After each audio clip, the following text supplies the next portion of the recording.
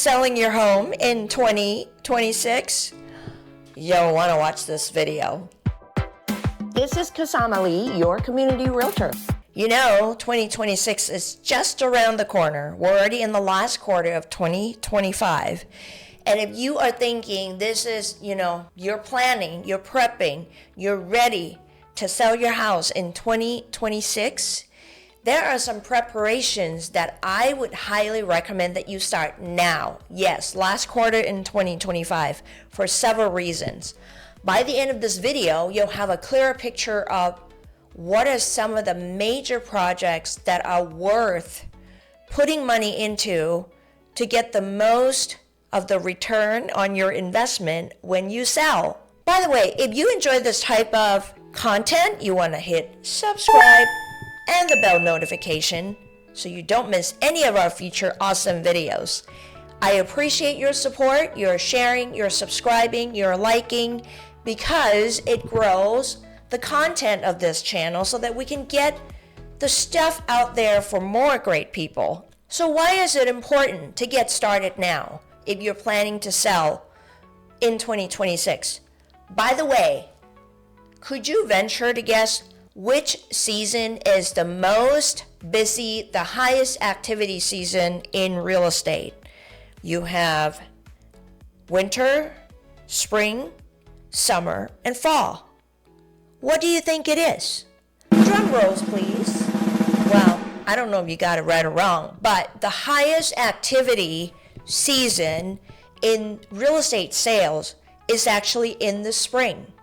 Well, I actually have a client who already said, we are planning to sell in the spring of 2026. So I am talking to you and you know who you are. So if that's the case, right, you have to remember next year, 2026, there are many great things that are happening. There's been a shift, if you didn't know that. And if you didn't, you should watch my last video where I talked about the shift in the affordability, okay? Interest rates have been in the declining direction, which is what we've been waiting for, right? What that means is now more than ever, the opportunity for the buyers are even greater because of the lower interest rates. The other reason is there are now more homes on the market now more than ever in many years. So we have a growing supply and we have definitely a growing demand. More qualified buyers will be out there in the marketplace. They're already out there, but it's going to be even more of them with the anticipated rate cuts forecasted by the experts. If that is all the case, you better get your house ready. And what I mean by that, if you're looking to sell and if you want to just have either drive competitive bids because potential buyers, more than one would be interested in your home, or whether you just don't want to sit on the market too long, there are some things that you can start doing now so that you can pace yourself of the stress instead of trying to compress everything 2 weeks before you go on the market. You can start now. And the best thing to do that I could recommend to you is talk to your trusted real estate agent that you're going to work with. This is what I would venture to say to you. If you're not planning to hire that real estate agent, don't use up their time. Don't take advantage of them and then decide, you know what, we're going to go work with somebody else. We just want to pick their brain. You should really think about who you're going to use and who you're going to work with. Have them come through your home, do the walkthrough, and figure out what specific pieces or tasks should be done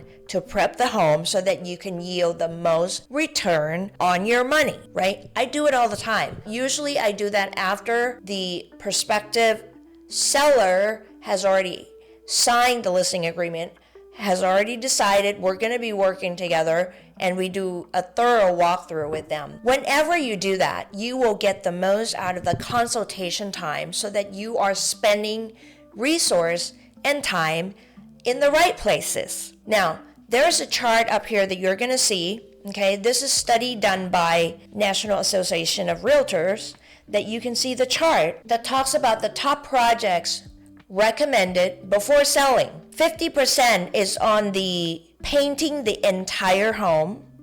41% is painting the interior of the home. 37% is replacing the roof. 30% is upgrading the kitchen. And 24% is renovating the bathroom. Boy, I tell you what, the roof speaks to me right now. We have had a few recent transactions where when the roof inspection is done, it turns out the roof is at the end of its life. That becomes a contention. That becomes a big piece of negotiation, between the seller and the buyer. And you see, oftentimes the seller is not aware of, because nobody lives on the roof. Come on. So when the roof inspection is done, that's when it's called out that, the roof is going to start deteriorating and somebody has to pay to replace that roof. So it may not be a bad idea before you put your house on the market. And seriously, just speaking from our personal experiences and case studies of recent, maybe have a roof inspection done. So at least you're not surprised by it. You see, the condition of the house is going to be what it's going to be. It's nothing that you can change unless you decide to update certain things like the bathrooms, the floorings, the paint, and so on and so forth.